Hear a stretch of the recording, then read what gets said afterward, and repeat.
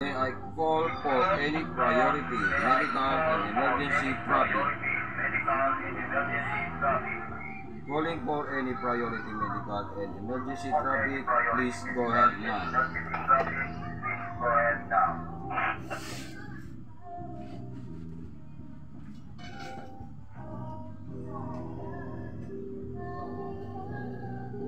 Calling for any priority medical and emergency traffic.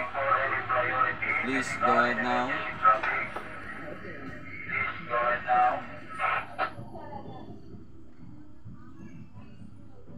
Magandang gabi po sa lahat. Ako po si 37 Alpha Oscar Papa. My handle is Alvin. Ngayon po ay sisimulan na po natin ang evening call ng Kabalikat Civicom 37 chapter.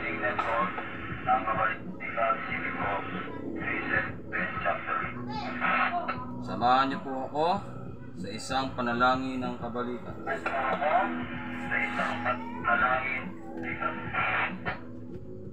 Ilagay ang ating isip sa piling ng Panginoon. Ama naming Diyos na makapangyarihan sa lahat. Iyong sinabi na sino man ang magpulong sa ngalan mo ay iyong sasamahan. Sinasamo namin na dinggin mo ang panalangin ng kabalikat sa pagbabago. Kaya maging magilas at matatag ang aming pag-iisip, mahal na Diyos Ama. Ngunit huwag hayaan maglaho ang inang sa pagbukas ng mga isipang naliligalig sa kailangang pagbabago. Hayaang ituring ko ang estratehiya na laging bukas ang isipan. Hayaang kilalanin ko lahat ng kabalikat sa amang manggaling. Hayaang kalimutan ko lahat ng bansa, ibang sa mga nagsasabi ng kapatid at kaibigan. Hayaan akong maging makinig sa katotohanan sa lahat ng wika. Lima at kultura. Hayaang ingatan ko ang katotohanan ito sa aking kalooban. Suplitin man ng kalituan, paglilitis o pagkahapon. Hayaang malagas ang aking maling palagay tulad ng lunat, ganit na damit. At sa kahubagan ng kaluluwa'y maluwag na tanggapin.